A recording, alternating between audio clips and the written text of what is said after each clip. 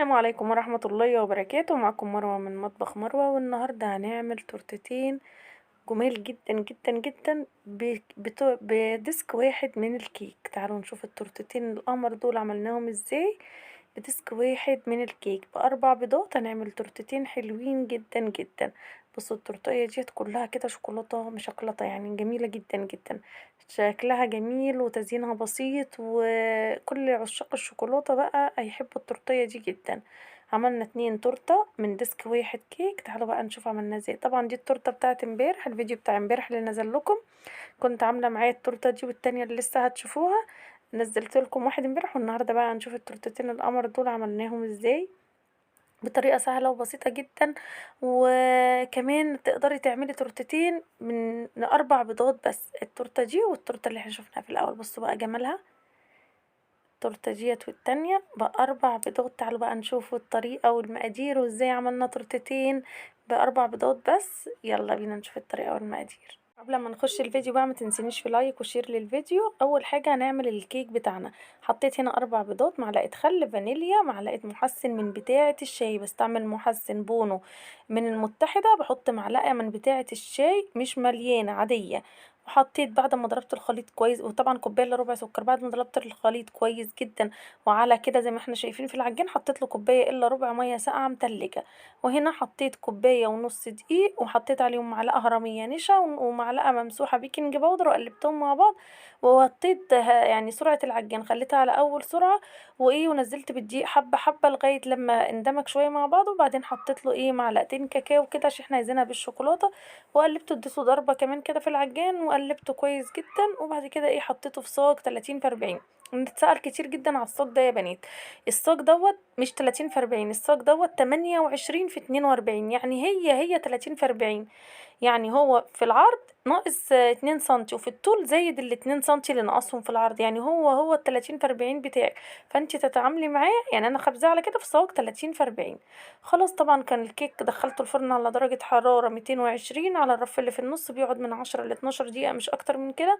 وبخرجه بقلبه على ورقة زبدة وبغطيه بالصاج بتاعه لغاية لما يهدى خالص. بسلك الجناب طبعا بسكينة رفيعة كده، وبسيبه بقى اقلبه على حاجة كده، وبسيبه لما يهدى تماما، او حتى من بالليل واعمل اشتغل فيه الصبح. تمام. انا خلصت بقى والصاج والكيك كان هادي خالص خالص. ابتدي بقى اشتغل فيه. انا لما شلت الورقه كده من عليه حسيت ان الارضيه بتاعته مغمقه سنه، حتى بصوا من حته بس كده.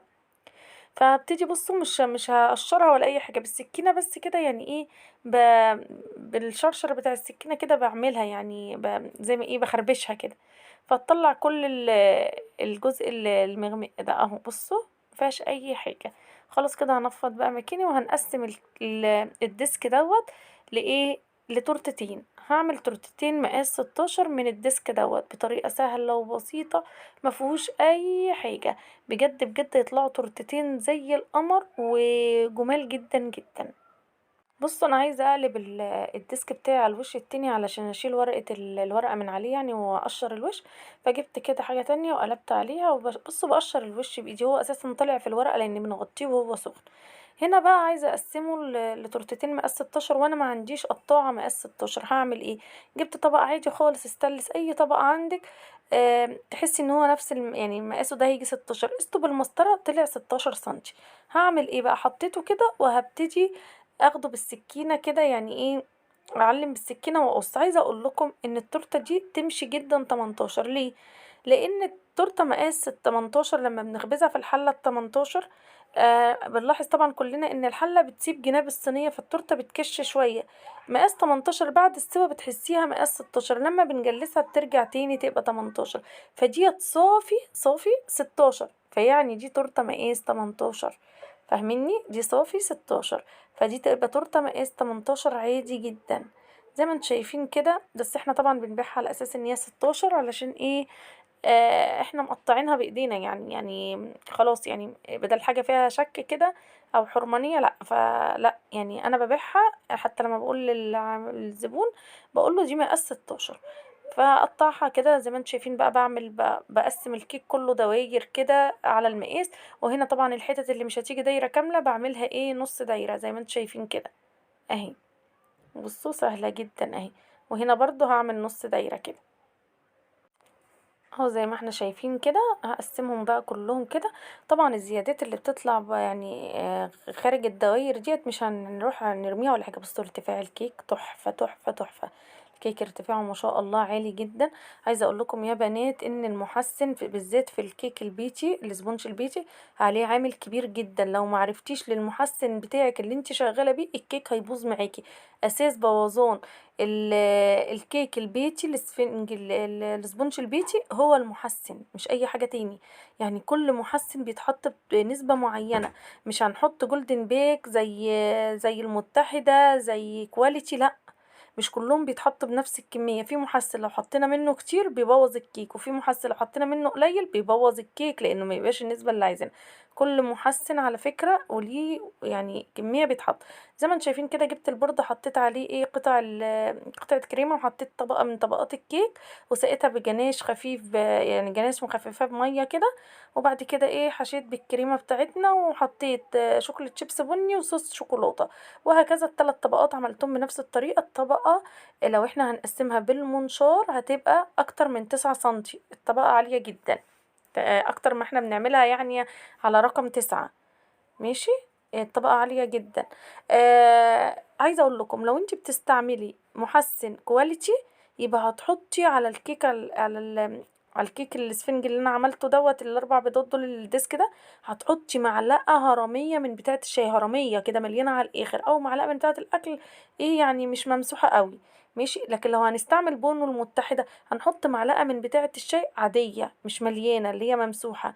طب لو هستعمل جولدن بيك هحط معلقة من بتاعة الشاي يعني مليانة سنة مش هرمية برضو. يعني ازيد من ايه ازيد من المتحدة شوية. طب لو هستعمل اسمه ايه اللي انا كنت بقول لكم تحفة جدا. ايجي شيف.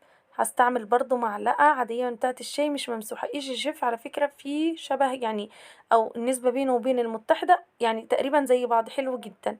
طبعا جلست التورتاية وانا بتكلم معاكم وخلصتها ودخلتها الفريزر بقى تشد قبل لما نعمل ايه التزيين الشوكولاتات بتاعتها. بصوا دي بيضة عادية جدا اللي هي زي بيضة الكندر. دي بيضة عادية جدا اللي هي ب5 جنيه دي. جبتها مخصوص علشان ايه عايزة اصب عليها الشوكولاتة. طبعا انا جبت البيضة واللعبة والحاجات ايه خدوها الولاد يعني. خدت بقى الجزء دوت اهو. وهبتدي اسيح شوكولاتة بيضة ويعني ايه هعمل اصبها فيه علشان تطلع لي نفس شكل البيضة دي. اهي شوكولاته بيضه مسيحاها على حمام مائي عادي خالص. بس ما نحطلهاش زيت كتير يعني. نحط لها زيت قليل خالص علشان ايه لما نيجي نسيحها ما تبقاش سايحه يعني قوي. تبقى متماسكه لان الشوكولاته البيضه كمان قوامها بيبقى اخف بكتير لما بيجي تسيح من الشوكولاته البني او الدارك عامه يعني. بصوا اهو صبيت بقى الشوكولاته البيضه جوه البضايه ديت. وهبتدي كده رايحه جايه ايه عايزه الجناب كلها تتغطى بالشوكولاته. ماشي. اهو هدخلها بقى الفريزر تجمد. وبعد ما تجمد هكرر الخطوة دي كذا مرة أهو. زي ما احنا شايفين دخلت بقى البضاية كده في الفريزر عشان تشد وطلعت التورتاية. ايه على طول هصب عليها الجناش. جناش عادي اللي احنا بنعمله على طول. اهو هعمل دريبات بالجناش على الجناب بتاعة التورتة. التورتة ديت كانت عميلة جابتها لي يعني مش من يعني مش انا اللي مختاره التزيين خالص. او ما عملتوش اساسا عندي على الجروب قبل كده. فكانت مختاراه وبعتتها لي قالت لي تعرفي تعملي لي واحده زي دي انا عايزه واحده زي دي وهي اللي مختاره المقاس وكل حاجه. قالت لي انا عايزه واحده زي ديت وعايزه نفس الشوكولاتات اللي عليها وكل حاجه. قلت لها تمام وعملتها لها بالظبط زي الصوره اللي هي كانت بعتها لي. بجد بجد انبهرت بيها وعجبتها جدا وطلبت مني بعد التورته ديت يعني اقول لكم ايه 5 اوردرات تاني اللهم لك الحمد. وقالت لاصحابها كلهم هي في الكليه.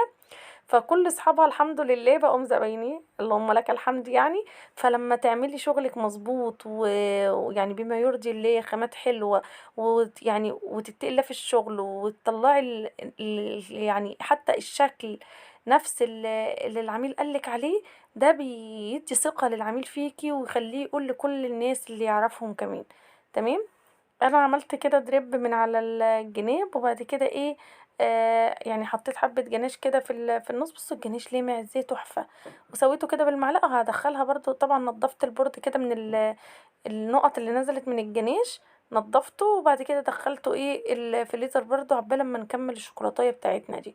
بصوا البيضه طلعتها من الفريزر، كانت الشوكولاته اللي عندي اساسا تحسوها ايه ان ابتدت تجمد سنه، مش قوي يعني لان الجو اساسا حر، فيعني قصدي مش سايحه زي ما كانت لسه سخنه، يعني بقت دافيه خالص. فابتديت احط منها بقى كده ايه طبقه تاني على البضايه ديت. لو بفرشه صراحه هتبقى احسن، بس انا صراحه ما جاش في بالي موضوع الفرشه الا بعد ما خلصت اساسا، وانا بمنتج الفيديو اساسا، يعني عشان ابقى صريحه قلت ايه ده، طب انا ليه ما عملتهاش بفرشه بدل ما هي مغلباني كده. بصوا ابتديت احط بقى على جناب البيضه دي، وممكن بقى زي ما قلت لك بفرشه كده، وتبتدي ايه تسحبيها كده علشان تيجي على كل الجناب. طبعا هي ساقعه والشوكولاته دافيه، فاول لما تحطيها عليها هتمسك على طول، فدي هتبقى سهله بالنسبه لك. بصفي بقى اي كميه شوكولاته زياده وبدخلها تاني الفريزر. تمام. هنا بقى بعد ما دخلتها تاني في الفريزر ايه سيحت شوكولاته حليب، بستعمل سما طبعا، وهبتدي اصب بقى بقيه اشكال الشوكولاته. بصوا سالتوني كتير ايه المولدات اللي بتصبي فيها ديت، التورتات بتاعه الصابليه. تمام، مش بدهنها اي ماده دهنيه ولا اي حاجه، بسيح شوكولاته عادي جدا على حمام مائي بمعلقه زيت وبصبها عليها عادي خالص اهي، وبدخلها الفريزر تجمد وبس كده. اهو زي ما احنا شايفين كده. هنا بقى طلعت البيضة تاني وابتديت برضو اعمل لها طبقة كمان كده من الشوكولاتة، لغاية لما ايه خلاص بقت يعني طبقة حلوة، ودخلتهم بقى الفريزر وخلاص. هنا بقى الشوكولاتة اللي هنزين بيها دي كندر بونو اهي، دي كندر بونو. وطبعا كانت طلب العميلة ان هي عايزاها بالشوكولاتات زي ما بعتت لي الصورة بالظبط، حتى انا قلت لها الشوكولاتات ديت طبعا هتبقى اغلى يعني، فزودت تمن التورتايه علشان هي مختارة نوعية شوكولاتات اغلى شوية. يعني هي دي الشوكولاتية بس، يعني مش كل الشوكولاتات. انا يعني قلت لها ان احنا ممكن نستبدلها بحاجة تانية، بقية الشوكولاتات بحاجات تانية شبهها بالظبط. قالت لي تمام. بصوا هنا احط بقى الشوكولاتة، هي بتبقى فيها صباعين زي ما انتوا شايفين كده، فانا لقيتها صراحة هتبقى طويلة ولا يعني، طب انا ممكن استفاد بيها في حاجة يعني، هقص منها حاجة لان نص الشوكولاتية هيبقى جوه التورتاية فمش هيبقى باين. فانا شلت منه جزء كده، هحطه على يعني هحطه برضو على التورتيه بحيث ان هي تبقى استفدت بكل الشكل، يعني بكل شكل التورتيه يبقى اللي جوه حاجه صغيره يا دوبك يعني تبقى ماسكه بس في التورته اهي. قصيت منها حته وهحطها كده، قصيت منها يعني مربع واحد وهحطه دلوقتي هتشوفوه اهو. وهبتدي اخد برضو الجزء التاني، يعني هما صباعين، الصباع التاني هقصه اتنين. احنا شايفين يعني اول صباع خدت منه يعني مربع واحد، تاني صباع قسمته بالنص. هنا بقى ديت اللي احنا صبيناهم في بتاعة الصابليه، حطيت كده واحدة من هنا واحدة من هنا، وديت الحتة اللي انا قصيتها من الصباع الكبير، ودي نص الصباع الصغير. بصوا ودي البيضة اهي بتاعتنا بعد ما طلعتها بتطلع يا بنات بمنتهى السهولة. رصيت كده الشوكولاتات زي ما انتوا شايفين. انا ديت برضو المعالق اللي احنا كنا عاملينها امبارح في التورته بتاعت امبارح، خدت منها كده كام واحدة برضو وحطيتها هنا مع التورتايه. عايزة اقول لكم ان طبعا عملت كده روزيتات، وروزيتات حزمت بيها التورتايه، وحطيت كريسبات كده بني كبيره، وهحط كريسبات ابيض كمان.